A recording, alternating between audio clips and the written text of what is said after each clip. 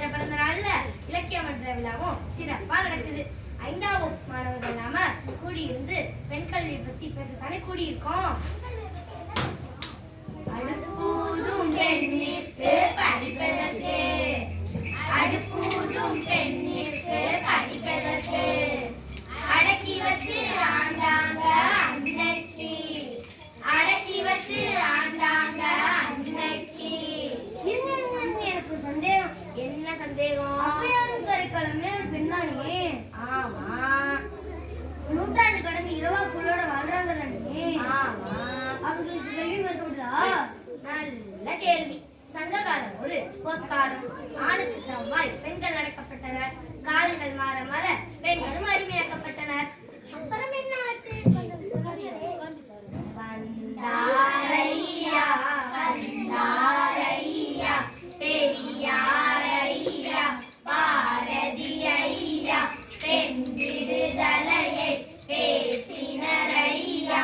வந்தாரையா வந்தாரையா பெரியாரையா பாரதி ஐயா பெண் விடுதலையை பேசினரையா. பட்டங்களாலும் சட்டங்கள் செய்யவும் பாரினை பெண்கள் படிக்க வந்தோம். பட்டங்களாலும் சட்டங்கள் செய்யவும் பாரினை பெண்கள் படிக்க வந்தோம். எட்டும் அறிவினில் ஆணுக்கு பெண் ஏற்பில்லை என்றே எண்ணி வந்தோம். எட்டும் அறிவினில் ஆணுக்கு பெண் ஏற்பில்லை என்றே எண்ணி வந்தோம். ஒரு தெய்வம் படிதாண்டி வருதே, அது புரட்சி பெண்ணாய் உருமாறி வருது. இப்படி பெண்கள் படிப்படியாக வீட்டை விட்டு வெளியே வந்து படிக்க ஆரம்பித்தாங்க. இரும்பு பெண்மணி இந்திரா காந்தி, முதல் பெண் மருத்துவ முத்துலட்சுமி ரெட்டியார், அவங்க சீர்திருத்தவர் ராமாமிர்தம் அம்மா, தமிழக முன்னாள் முதல்வர் ஜெயலலிதா,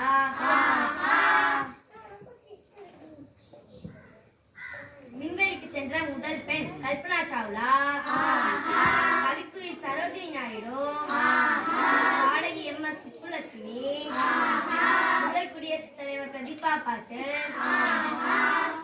ஒலிம்பிக் பதக்கம் வென்ற கர்ணம் மல்லேஸ்வரி. இவ்வளவு ஏன் நம்ம சரஸ்வதி பள்ளியோட முதல் பெண் செயலாளர் நம்ம விஜயலட்சுமி, கரிமா சக்தி ஸ்பெஷல் லேடி விருது பெற்ற நம் சிறப்பு விருந்தினர் திருமதி தேனம்மை லட்சுமணன் அவர்கள்.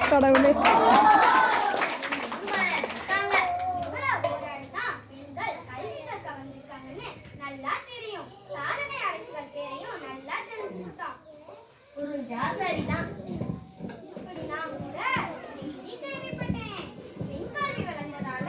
பள்ளியில படிக்கும் போதே பெண்கள் சாதனை படைக்க ஆரம்பிச்சுட்டாங்க.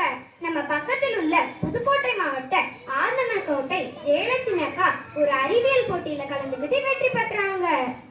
அமெரிக்காவுல நாசாவுக்கு போக இந்தியாவுல 4000 பேர் தேர்வு செஞ்சாங்க.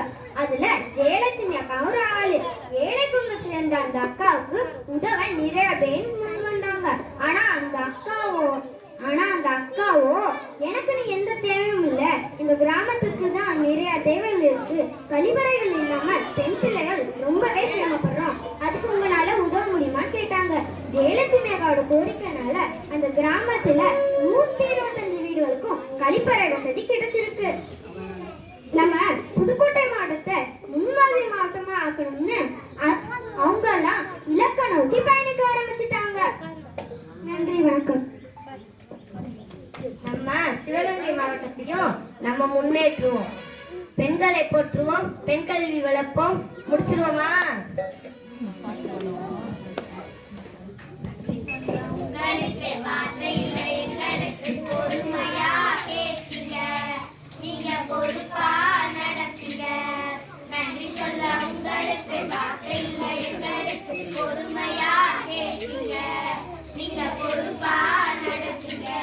நீங்க பொறுப்பா நடப்பீங்கன்னு எங்க விழுப்பாட்டம் முடிக்கிறோம். நன்றி நன்றி.